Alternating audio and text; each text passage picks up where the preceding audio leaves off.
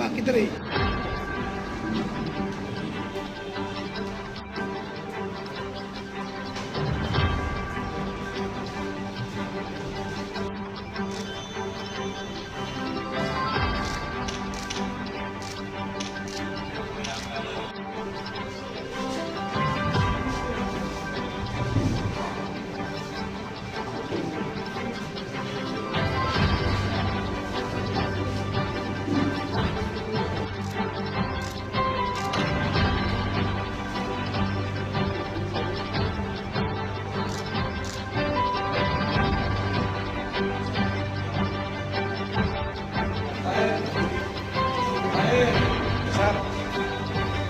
রাজ্যের প্রাক্তন মুখ্যমন্ত্রী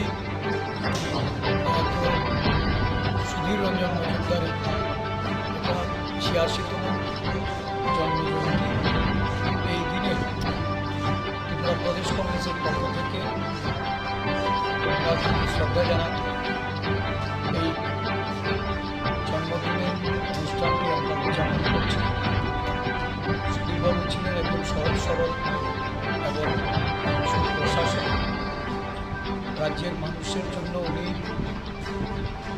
সমাজসেবামূলক কাজ থেকে শুরু করে প্রশাসনিক কাজকর্মে উনি যে দক্ষতার পরিচয় দিয়েছেন এবং রাজ্যের উন্নয়নে অগ্রগতিতে ওনার শাসনকালে যে পদক্ষেপগুলি গ্রহণ করা হয়েছে, আজও এই সুশাসনের জন্য উনি ত্রিপুরা রাজ্যের মানুষের কাছে সর্বজন শ্রদ্ধেয় এবং ওনার এই যে দিশায় উনি প্রশাসনকে এগিয়ে নিয়ে গিয়েছিলেন, এটা মানুষ অনুভব করছে।